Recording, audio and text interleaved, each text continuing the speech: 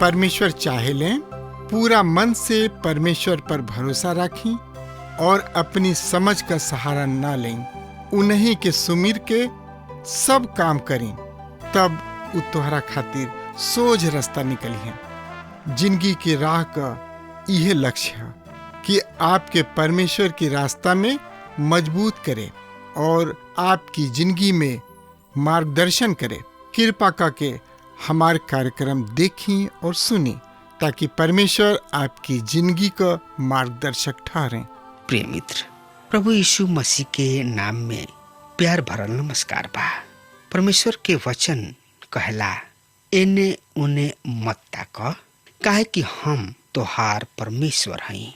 हम तोहरा के दृढ़ पक्का करब और पक्का जाना तोहार सहायता करब और अपना धर्ममय दाहिना हाथ से तोहरा के संभालब। परमेश्वर के ई प्रतिज्ञा उनका खातिर बा जौन की जीवित और सच्चा परमेश्वर पर भरोसा राखेलन। परमेश्वर चाहेलन कि हमनी के अपन समस्या या दुख पर नजर लगावे की अपेक्षा अपना सृष्टिकर्ता जीवित परमपिता परमेश्वर के ओर ध्यान लगाई जा। हमरा आशा बा रउआ आज के बाइबल अध्ययन के खातिर तैयार हो गइल बानी। का रउआ पिछला कार्यक्रम के बारे में कुछ ज्ञान बा या याद बा? संभवतः रउआ भूल गइल होखब। इससे हम रउआ और हम रउआ के दोबारा से याद दिलावतानी। पिछला कार्यक्रम में हम पहला कुरिन्थियों 5 अध्याय के 9 से 13 पद के पढ़नी हजा।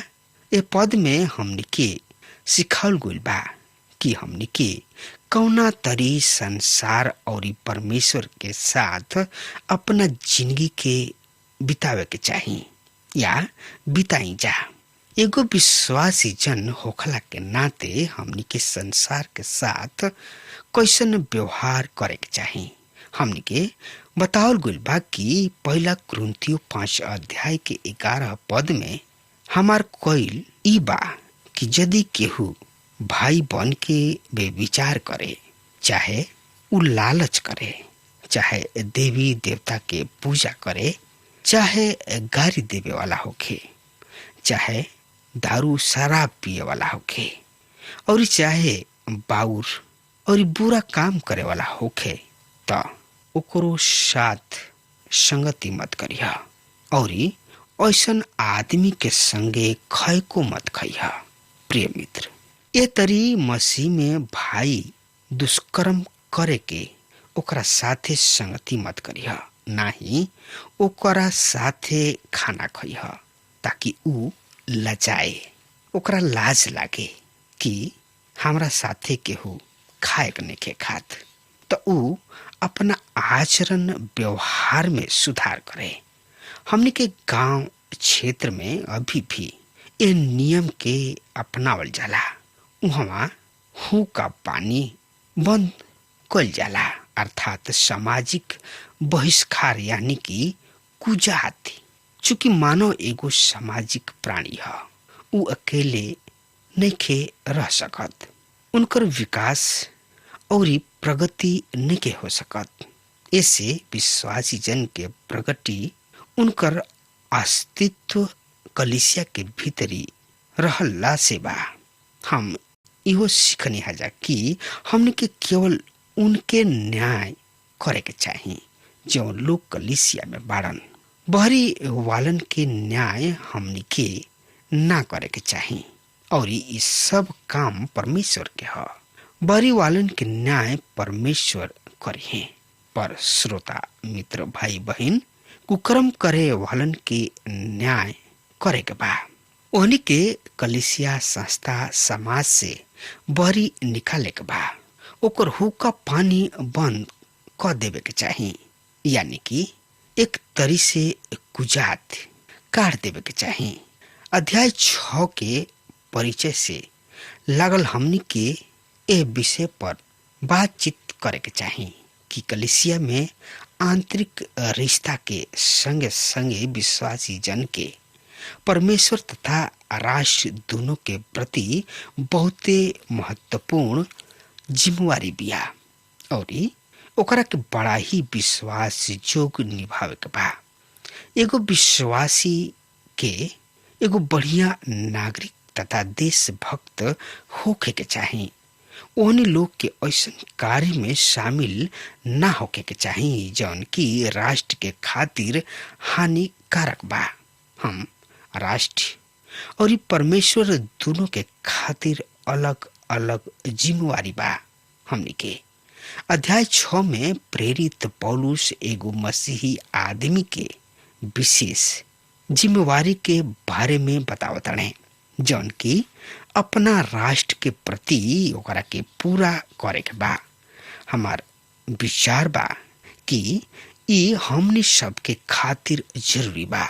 केहू के हाय हाय कोयला के अलावा हमने के ओह जिम्मेवारी के पूरा करे के चाहिए जौन की पवित्र शास्त्र बाइबल बतावेले। पहला तिमोथी 2 अध्याय 1 पद से 4 पद में ए तरी एकरा बारे में बतावल गुल बा।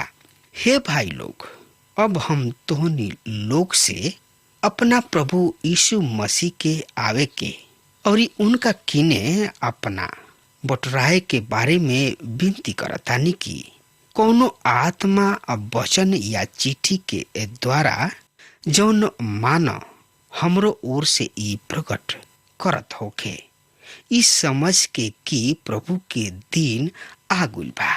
तो अपना मन में भटक मत जइह जा और घबराई हो वो मत करिह जा। कोनो ढंग से केहू के बहकाव में मत अइह, काहे कि उ दिन उस समय ले आई जबकि धर्म के त्याग ना हो जाए और पाप के पुरुष यानी कि विनाश के लइका प्रकट ना हो जाए, जौन विरोध करला और हर एगो से जौन की परमेश्वर या पूज्य कहाले खुद के सबसे बढ़न बतावेला।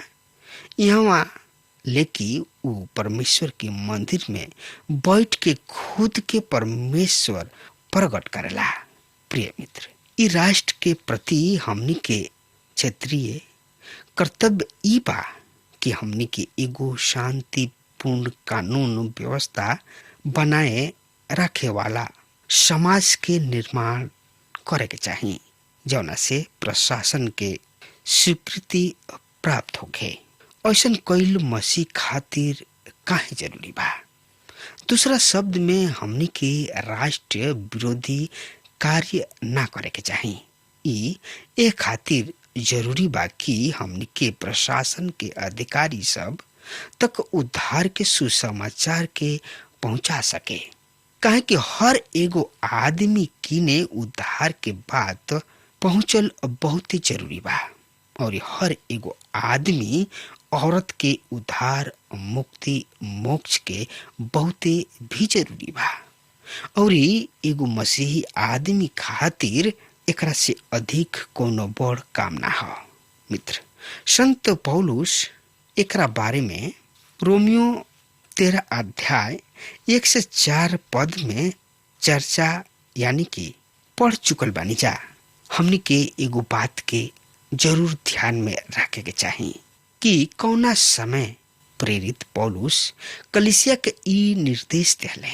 मित्र, त आई ए पद के पढ़ लिया जाओ। हर एक आदमी प्रधान अधिकारी के अधीन रहे, काहे कि कोनो अधिकारी ऐसा नहीं खे जौन परमेश्वर की ओर से ना होखे और जौन अधिकारी बाड़न उ परमेश्वर के ठहरावल गइल बाड़न।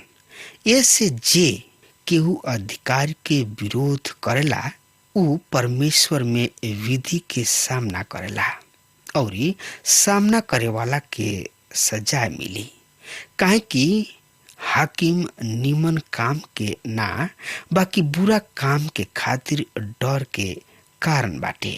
ऐसे यदि तोहनी लोग हाकिम से निडर रहे चाहताड़ा तो निमन काम कर जा और उनकरा ओर से तोहनी लोग के बड़ाई होई, काहे कि उ तोहनी लोग के भलाई के खातिर परमेश्वर के सेवक बने। बाकी यदि तोहनी लोग बुराई करब त डर, काहे कि उ तलवार व्यर्थ ले नहीं खन और परमेश्वर के सेवक हमें कि उनकरा विरोध के अनुसार बुरा काम करे वाला के बुरा काम के लायक साजा दे।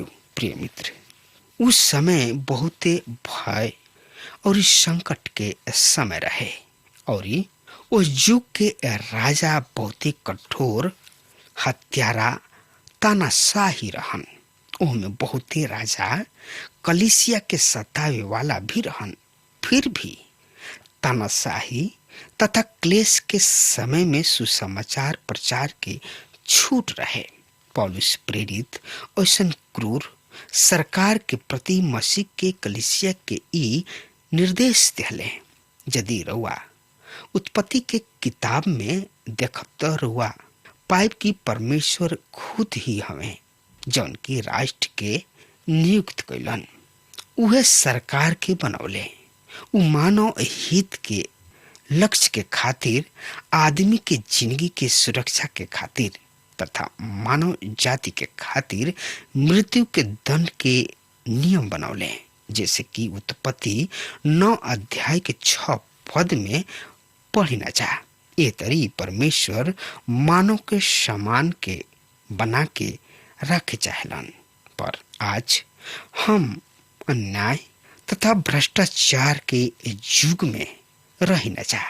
इस युग कानून व्यवस्था तुरे के युग ह। एकर कारण का बा?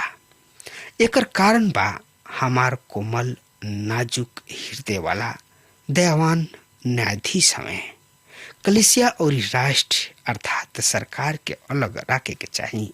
ना तो कलीसिया सरकार के कार्य में हस्तक्षेप करे, ना सरकार के कलीसिया के काम में। धर्मनिरपेक्ष देश सबके साथ समस्या बा कि वहाँ परमेश्वर के स्थान ले ले। ई उचित नहीं खे। श्रोता भाई बहन, हमरा आशा बा कि यह पृष्ठभूमि के द्वारा रुआ के अध्ययन के समझे में सहज हो जाई। एक खंड में हम पहला कुरिन्थियों के पत्री में कलीसिया के उपवाद के बारे में अध्ययन करल बानी।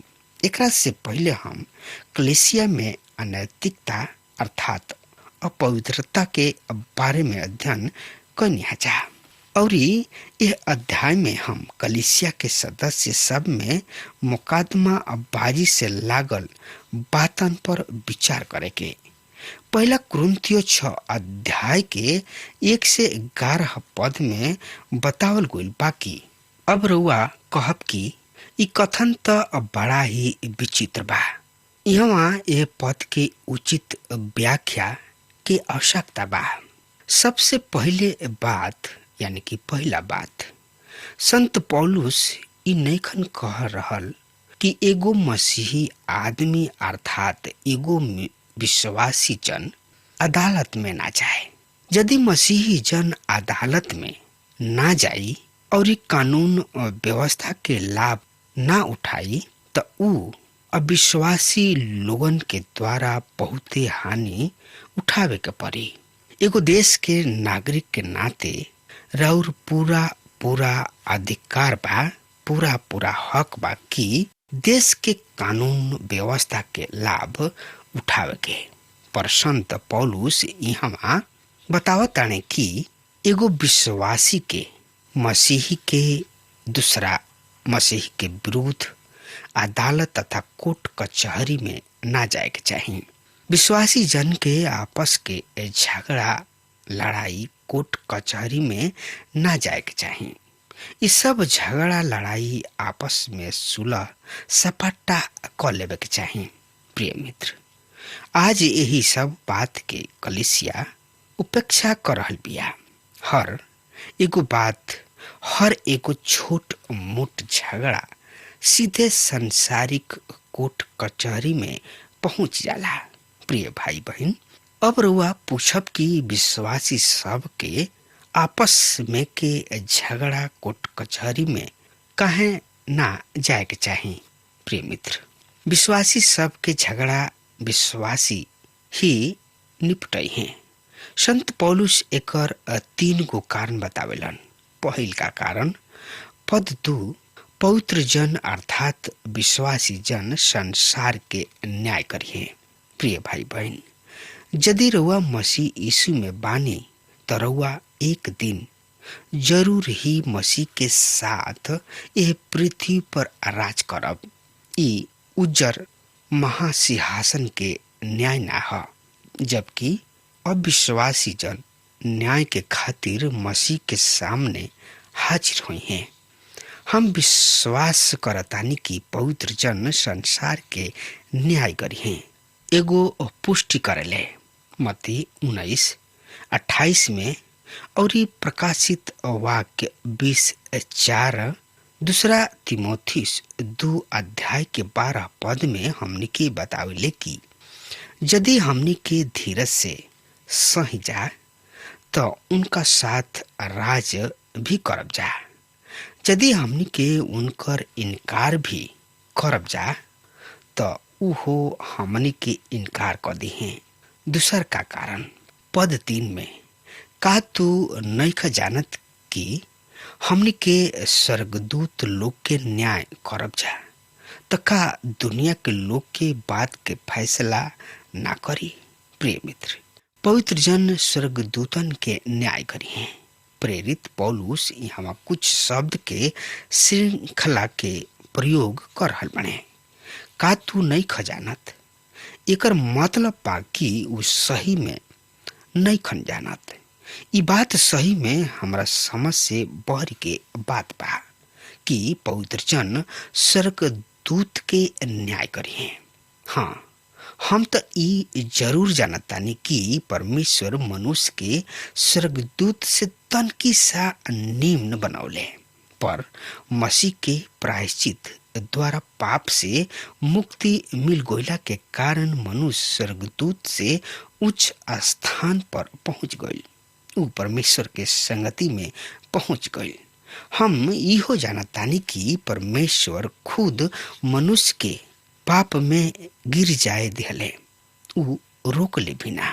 प्रिय मित्र, यदि एक कार्य में आदमी के भलाई ना होखित तो परमेश्वर ओकरा के कदापि पाप में गिरे के अनुमति ना दिहले या ना दिहते।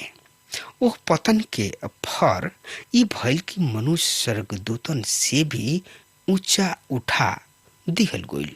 आदमी गिरला के बाद परमेश्वर द्वारा ऊंचा स्थान पर पहुंचावल गईल बाड़े। आदमी के एह स्थान पर ले आवे खातिर परमेश्वर खुद उनका मुक्ति के प्रबंध कैले।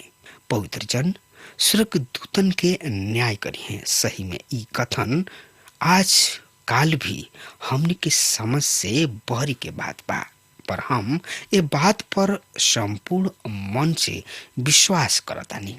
तीसर का ह, यानी कि तीसर का कारण ह, का तू नहीं खजानत।